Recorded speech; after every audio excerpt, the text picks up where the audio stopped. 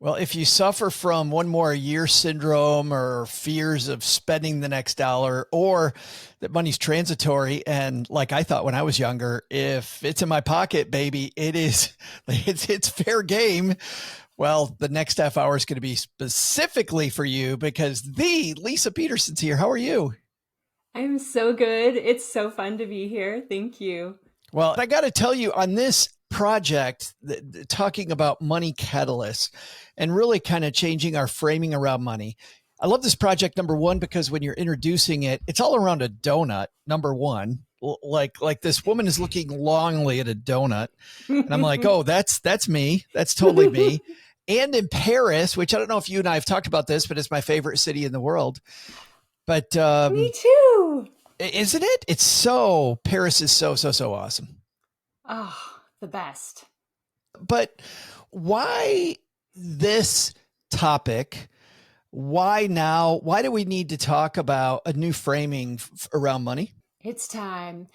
I think that the idea, that I'm always talking about being more conscious about this relationship with money, like I have the sense that people are going to really really be more conscious about their money in the coming months and years. And let's face it, we live in the United States of America. There's been this debt problem. There's been these things like inflation. There's been a lot of stuff going on. And no matter where you fall, you're affected by it.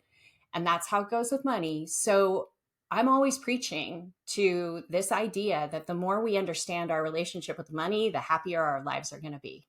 It's Period. funny, we have all this subconscious stuff going on, and Stackers, Lisa and I are going to take you through a little bit of the journey that she takes us on, because this project is it's a parable. So if you've read the E-Myth, which I've talked about a lot here, if you've ever read The Goal, books like that, where it's just a simple, fun story. Like I was telling Lisa before we hit record, I just want to know what happens with her and Ethan, but we'll get to that in a second because I haven't finished it. But in the beginning, you realize immediately that we attach all this meaning to these little either things in our wallet or to our credit card, Lisa. Like this woman has been living this life where I, I don't know, how would you describe her? It's not that she's very mindful about money, but maybe too mindful to the point that she's not doing any living. Exactly. You summed it up very nicely. Is that most of us? Is that we don't spend freely enough, or that because like I wasn't that person. I was the direct opposite of that person. So when she finally lets loose in Paris in chapter one, I'm like, thank goodness. But then I was worried for her that now she's letting loose too much. Yeah. I think that we fall on the spectrum depending on what phase of life we're in, right? Like when we're younger, there may be a tendency to spend more. And then we learn that that didn't work out so well. But, in her situation, she didn't have a lot growing up. She was responsible for a lot in her home at an early age. She gets out of college, has money, goes a little bit crazy, and with spending too much, gets into trouble. Her husband bails her out. And now they're like, okay, we just have to be careful. Like everything is about this frugality mindset. And then she goes to Paris and she realizes, like, hold the fort, like, I don't know if I'm doing this right. I don't know if this is really going to get me what I want, which is happiness and joy. And so therein lies the struggle, because it isn't one way or the other. And that's what she ends up starting to explore. It's not just spend all your money. It's also not be frugality your way to joy and happiness. I mean, maybe, but again, right, we write books that we most need or that we've most learned from. And side note, like my husband a few years ago got prostate cancer. And I know that had a lot to do with this book, because I was in Paris myself experiencing what started this whole thing. And I was with someone who had never been to Paris before and doesn't have a lot of money. And yet I was taking her as a thank you gift. Yet she showed me what true abundance was all about in Paris. And it wasn't just about spending money. It was about being in the present moment and celebrating what was in front of us, instead of me doing this, okay, well, how much is that going to cost in US dollars to euros, and all these crazy behaviors that I have done. And I miss out on the whole experience because I'm thinking about how much it costs. And so all of this is kind of coming into the setting of what she starts to explore. Yeah, she is this, your friend was the one that had the donut in front of her, and she's worshiping this donut. And you're like, I don't know, I get the feeling you're like, come on, it's a donut. But then you realize it's no matter what it is, she's in the moment, Leisa. Yes. She's present all the way through Paris, instead of, to your point, just clicking off the next box and go, well, now it's time to go to the Louvre. It's time to go to the next thing. Yes, she is seizing the moment, and every single thing we do is the most magical experience I've ever had. And I've been to Paris many times, and I was shocked. It was so shocking. I didn't even understand what was happening because I was just kind of holding on. I feel like you're seeing it through new eyes. Mm-hmm. Yep. And how money plays into our experiences of whether we're in the present moment or we're not. You know, I get the feeling that what you're telling us, maybe we're even just coming at this from the wrong way. Like, am I frugal? Am I somebody that YOLOs? Like, I get the feeling that you're saying that deciding that really isn't where we need to start. Am I right with that? Yes, you are. Like, questioning these assumptions that we just take for granted are right and that are taking good care of us. Like, what if we don't have it as figured out as we think we do? Like, that is really what's going on. And what's so interesting is, a little backstory is, I was asked to write a book, the most basic book possible, a nonfiction book about abundance by my publisher. And I started writing it, and it just felt like everything had already been said before. I was bored to no end, and I didn't think I could do it really the way that they wanted me to do it. And what kept coming to me was this, a year before, this experience of being in Paris with Jenny. And I was like, well, I'm just going to write that as a short story, not necessarily about us, but two women in Paris together. And I wrote it thinking, well, maybe this would be like the way to introduce it. And once I introduce it to this short story, then I can write the nonfiction book. Well, when I was workshopping this with like 35 people in my community, and I was writing the nonfiction book and I was writing the fiction story, I gave them the fiction story, and everybody was like, oh my gosh, what happens next? And I was like, I don't know. Like, I don't know what happens next. Like, you guys, like, I'm not a fiction writer. Like, I don't know that I can tell you, but I'm really excited. Like, it made me cry that they actually got excited about the story. And yeah, then they were like, then I came up with the next scene, which actually was inspired by a real life thing that happened in Paris. And then they were like, Leisa, there's no point of writing a nonfiction book. Like, stay with Mirabelle. Please tell us what Mirabelle's about to do. So I feel like this did not happen in a very planned way, is what I'm trying to say. Like, this was all these crazy ass experiences that I've had with money over my lifetime were able to find their way in a very vulnerable way into these characters. And yet then the final product is 8 very laid out, not necessarily steps, but this emotional maze that we go through as we try to figure out abundance. Like, I love the fact that you failed on telling us about abundance and instead succeeded to show us this is abundance through the story. Because when she begins, so for our stackers out there, we'll just share just a little bit of what happens at the beginning. You know, she and this friend, she's with a friend, much like your friend, and she's present in Paris, and she's seeing this wonderful stuff that the friend says, let's share a bottle of wine. Let's make it champagne. And this woman, who normally is a penny pincher, is like, yeah, let's do it. And then she finds herself at a nice restaurant, and they spend money on that. And she realizes, because it's so much a part of the experience, I don't ever feel like it's frivolous. It just is, she's fully enjoying the experience without spending so much time and energy worried about her wallet, to the point that even at the end, I'm like, oh, maybe she needs to worry about her wallet a little bit, which is funny because then she comes home and she immediately then, Leisa, has this fight with her husband because he wasn't there. He didn't experience it. And I feel like, Leisa, this is kind of the two halves of our brain, right?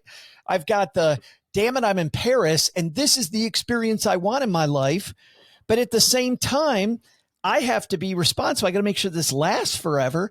Like it is truly hard to live an abundant life and yet live a responsible life at the same time. It's not an easy journey. It really isn't. And I think that was why I was struggling so much in this nonfiction book about abundance, because it felt like it was filled with bullshit. I couldn't do it. Like I couldn't just tell people what they want to hear. I couldn't make it like picture perfect and glossy and like, oh, if you just think this way, then everything's going to be awesome. And meanwhile, people are trying to figure out how to buy organic blueberries at Costco, which is what we were talking about with my husband today when he was there, saying they're $11. Is it worth it? And it's like, no, it's not worth it today, honey. I mean, you know what I mean? Like I couldn't write that book. Or people even just worried about the making the rent payment this month. Oh my gosh. Yes. Yes. And there's tons of people that are really struggling. If you look at the data, right, it's saying that I saw in December, this is going back, a bit, that more people were making the minimum payments on their credit cards than like they had ever tracked. I mean, just crazy data that tells you we have a problem. And I couldn't play into this self-help thing that I have been a part of. I was like, it's way more complicated than this. And I think that the only way I could say what I wanted to say was through real people living a real life, struggling with the things that we struggle with. Now, granted, their transformation happens a lot faster than most of the time it happens for us, but the spirit of it is those fights, those challenges, those conversations with our friends where they're like, it's nice for you to imagine that you're living in Paris all the time, but that's totally not realistic. Like the truth tellers in our lives, thank goodness they exist. I wanted the character to still be in this real life experience, and yet she's able to find a way through it. That to me is the exciting part, because of the fact that, these maybe not fights, but these deep discussions are worth having with your spouse, with your partner, with your friends around you. Like, this is not my reality. I want a different reality for myself. And even to begin, because you talk about at the beginning of this project that it really starts inside. Like, you need to look inside. Is this really what I'm going for? Like, what am I going for? This was a frustrating thing. You were a financial planner. I was a financial planner. Like looking at even with my clients, sometimes they weren't looking at like what they really want. They're like, oh, I could probably do this. I'm like, who cares about that? What do you really want to do? And Leisa, it's such a big struggle to even look at that in the mirror. I agree. And I'll say that this book, my husband and I have been together forever. And like, he helped me a lot on this book. And we have like got a lot of money conversations. And I am not kidding you. We grew more from this book and his involvement in this book that I could ever even begin to list out all the changes. Wait, how is that? What do you mean? Like, well, first of all, I mean, when I wrote, because I had never written fiction, and he read the first draft, he's like, your Ethan sounds like maybe a male therapist, but more like a woman. Like, that's not what a guy would say, right? He had to help me. He had to come back and get really involved in the characters to be like, a guy would say this, not that, right? I mean, and everybody says it's hard for women to write men, men to write women, Yeah, et cetera. Anyway. Yeah. Yeah. totally, totally. So he was involved in the whole thing. And what would happen is he would be like, he'd read it and he's like, are you trying to tell me something? Like, He he's thinks you're like, using the character to talk to him. yes, 100%. I'm like, honey. Did you say everything doesn't have to be about you? Yeah. I mean, he's like, he has this thing, I think, because I've been growing so much as a human for the whole time we've been together. And I think he goes through these periods where he's like, oh my gosh, she's growing again. And that means I'm going to have to grow again. So this book was like an opportunity because I was exploring things that were deep inside of my relationship with money and my challenges in my relationship. And I was bringing them in because I was like, we are not the only ones dealing with this stuff. But what's amazing is by writing about it and reading it, we started having conversations about patterns that we have that weren't healthy for us, even Oh, that's after being fabulous. together for so long. What are you struggling with? What was I struggling with? Yeah, you said patterns and things that you've been struggling with. Yeah. What are you Well, struggling with? we have achieved a really good position with money, and yet we still struggle with like where, especially before this book was written, like where is it reasonable to spend it and where is it not? Like, Mm-hmm. you know, it's not ever probably going to be easy for us because I know that we were able to build wealth through frugality, but we're at a phase in life where between him getting cancer and us kind of backing away from work being the primary way that we earn, I'd say actively working for others, we are more focused on like passive income sources. We have more freedom than we ever had before, but nobody taught us how to use that freedom and use it in a way that brings us great joy. And so even the story of Ethan, originally I thought this book was going to be mostly for women, but what Tim has shown me is that, and the men who have read this book have come back to me on, is they see themselves in the places where they're holding back, where they really aren't asking that question you said earlier of like, do I really, really know what I want? Do I really, really know who I want to be hanging out with and why I want to be hanging out with them? Like, am I being incredibly purposeful in these areas? Even Leisa, for me, it was even smaller than that. When they upgrade the bottle of wine, I'm even thinking to myself, I'm like, is that worth it? Like, to me, is it worth it? Do I go with the less expensive bottle of wine, or is this the moment? Like, I know I'm not the only person that's done this. I have Yeah. this, I've got a couple bottles of wine in my fridge that are probably bad now because I've saved them for a special moment for Yes. so long. And every single moment, Leisa, it's not the moment. I'm like, no, this isn't the moment. It's to be a really special moment. You know what's going to happen? By the time I actually get around to cracking open the bottle of wine, it's going to be junk. It's going to be gone. It's going to be bad because I'm going to wait too long. And so is this the moment? Is this what's really important to me? You know, should I be looking at the donut and appreciating it before I just gobble it? You know, like even those little things are important. Well, heck, let's take one here because I've got a couple things early on in the book that I think that a lot of us struggle with. One big moment comes when Maribel, your main character, asked Leela, who is the free spirit who is really convinced her in Paris to have fun. Maribel asked Leela why she's tipping this street artist so much money. They go by this street artist. Leela leaves like this huge tip. And Maribel says, I don't get it. Isn't that a lot of money for something you can't even take with you? I'm not even going to get anything out of this. And then Leela says back, if we follow that logic, this trip is a waste of money. The memories won't last forever, but isn't experiencing beauty and feeling alive what truly makes us feel wealthy? That's what living an abundant life is all about. Yes. And are we paying attention to that? Are we totally equating like money to stuff or money to the number, how high that number goes. Like that's the most important thing. There are plenty of people that do look at it that way without questioning the fact that money is literally there to make sure that we have a roof over our heads, you know, a car to drive, food to eat. Like that's the most important thing about money, not the accumulation of money as the joy in and of itself. And I also think that it's this reminder when I generously tip, because it meant a lot to me and it was a big moment for me. And I realized that this person probably needs the money more than I do, frankly, as somebody that's done pretty well.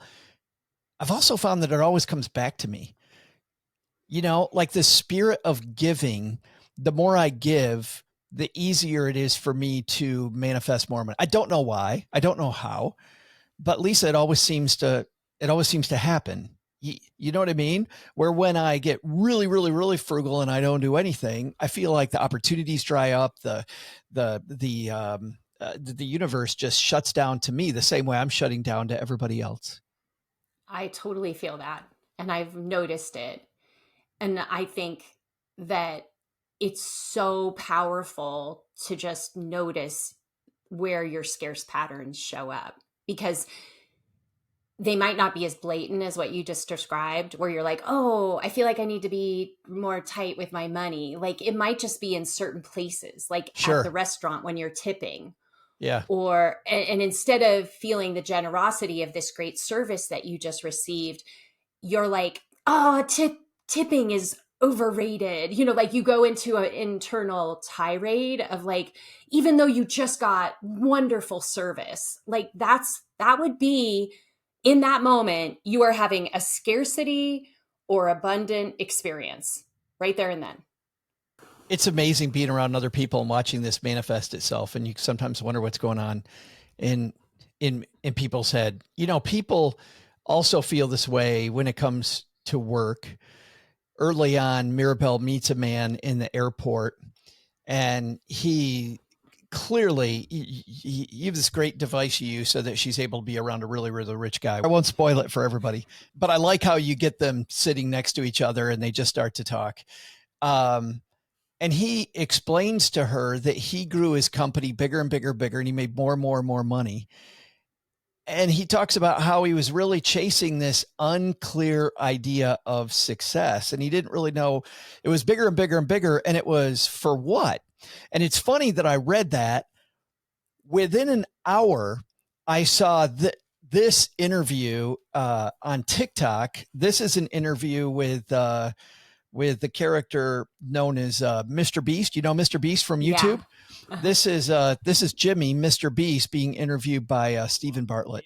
If my mental health was a priority, I wouldn't be as successful as I am. I mean, that's just like a sad fact. Like I obviously never would have buried myself alive for 7 days of solitary, 7 days on a deserted island, 7 days, blah, blah, blah. Being able to consistently suffer over long periods is like arguably one of the deepest modes. Like there's a reason no one makes videos like me, like not even close, because no one wants to live the life I live. I think there was 1 year I was flying like 200 days. Like I was on a plane. I mean, it was a fest, but you know, to get these videos done. When I wake up tomorrow and I'm going to be pretty tired and feel like something I always tell myself is how you feel right now is why no one else does what you want to do or does what you do. And if you push through this, that's just even, you know, more of a reason why no one will ever be who you are. And so it's like, I think being able to push through unhappiness and do things you don't want to do consistently year after year over the course of a decade is like the ultimate advantage. Like, I mean, I think we'll hit 1 billion subscribers and I don't think anyone will be anywhere near close because like, once you make a couple $1 million, why would you live the life I live? Like, why? Why would you not take weekends off? Why would you not just film locally, even if it means less views so you can be on the right time schedule? Why would you not, you know,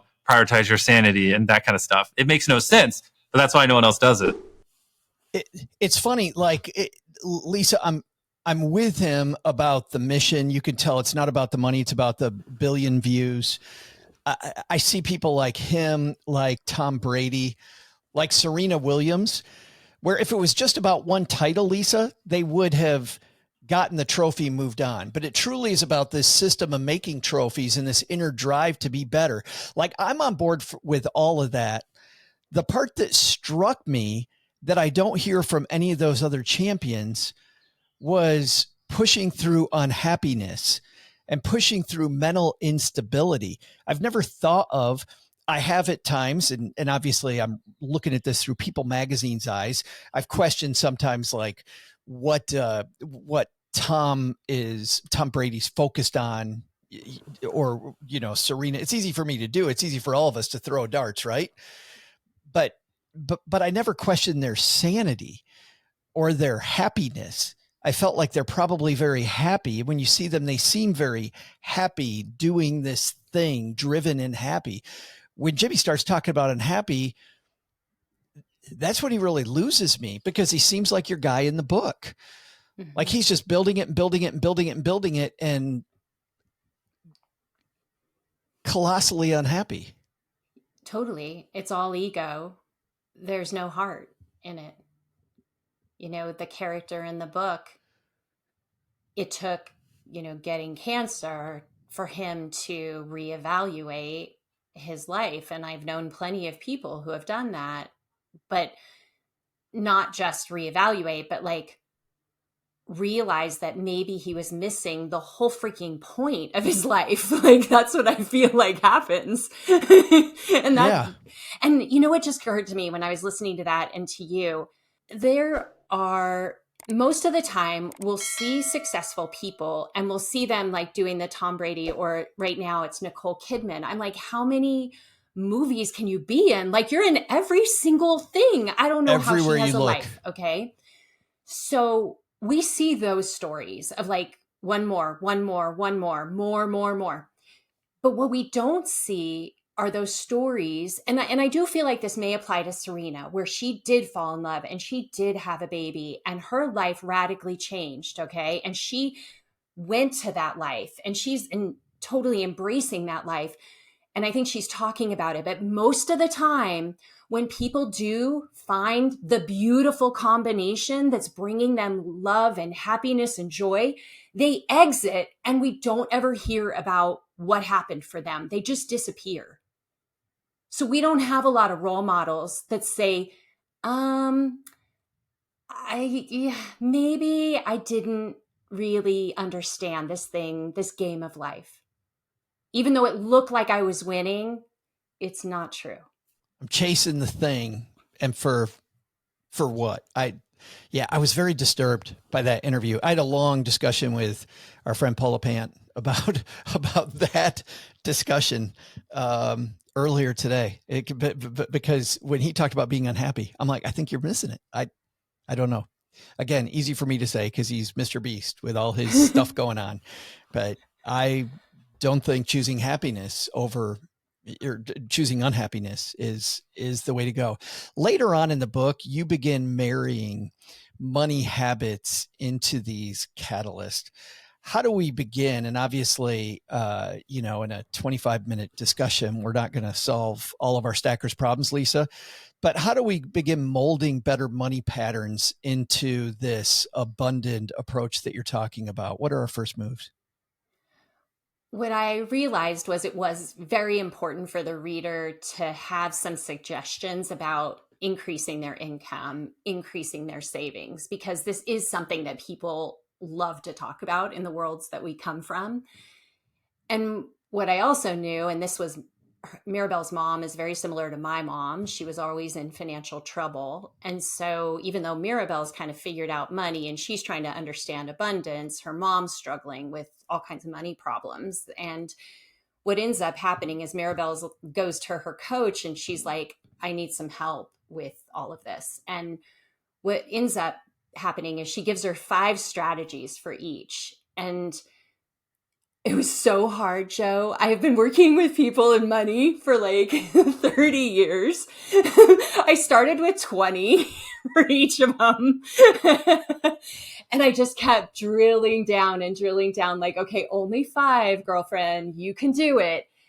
And one of them I'll share came directly from my daughter in the past couple years, who is running a very successful content creation business. Okay. So these aren't the same that we've heard all along. I tried to bring things that were different. And the one learned by Zoe is that when you want to make more money, you need to be very, very comfortable with the word no.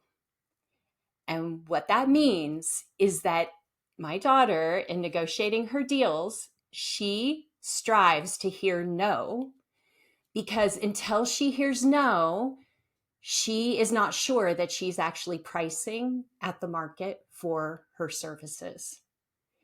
And then I started applying that to everything. Like when you ask for a raise, like, are we all afraid of hearing no? Because we're never going to know the ceiling if we don't push it. Right. And in any negotiation, are you like stopping before you get to know because you want to like keep it copacetic? Or could you actually push yourself and become very comfortable knowing that you've reached the end of the negotiation and now you have achieved something that you wouldn't have achieved without that one tip? What I love about that tip for me too is you kind of got to think to yourself, is this worth going until no? Which means I have to question, is this really important to me? Which is, to our earlier discussion, that's the important part of this. How important is this? Am I debating something that's actually important? Yeah. And I don't know about you, but it's important to make sure that you're earning the value that you're creating in the world. Absolutely. Absolutely. The book is The Money Catalyst, and it has been available for about 3 days, but you've got some extras if people go to a specific place, Leisa. moneycatalyst.book.com. There's a journal that goes along with it and meditations that guide you through. And my latest edition, a song list that takes you through the whole book, which is a song cool. list. Yes. Isn't that fun? Like a Spotify playlist? Yes. That's so awesome. Excited. That is awesome. I'm a guy that listens to music nonstop, so that just made the whole thing. This was a very good book. It's now a great book. Leisa, thank you so much for helping our stackers really get their mind in the right place and think about abundance and what we really want. I truly appreciate the time and your energy around this topic. Thank you for having me. Thank you.